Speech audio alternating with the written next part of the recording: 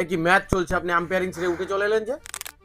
Ground আম্পায়ারের কোনো দরকার নেই, কোনো দরকার নেই। তো গ্রাউন্ডে হ্যাঁ। ডিসিশনটা কে দেবে? ওদের যদি রিভিউই নেওয়ার থাকে প্রত্যেকটা ডিসিশনেই, তো কোনো দরকার নেই গ্রাউন্ড আরে review আম্পায়ার। তো নেবে। আমি যেই ডিসিশনে দিচ্ছি সেই ডিসিশনেই ওরা রিভিউ নিচ্ছে।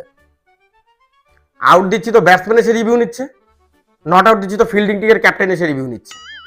ওয়াইড দিলেও রিভিউ নিচ্ছে, ওয়াইড না দিলেও রিভিউ নিচ্ছে, নো বল দিচ্ছি তাও রিভিউ নিচ্ছে।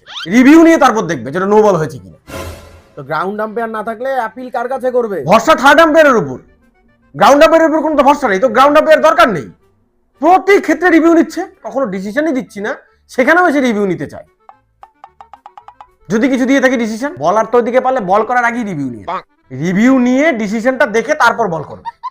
ব্যাটসম্যান তো ড্রেসিং রুম থেকে মনস্থ করে আসে যে আম্পায়ার আউট দেখ, রিভিউ আমি নিবই, তা সে এলবিডব্লিউ হোক চাই ক্লিন আউট আর হোক। তো ডাউট থাকলে তো রিভিউ নেবে, রিভিউ সিস্টেমটাই তো বাউন্ডারি লাইনে ক্যাচ আউট, সেখানে রিভিউ নেয় ব্যাটসম্যান।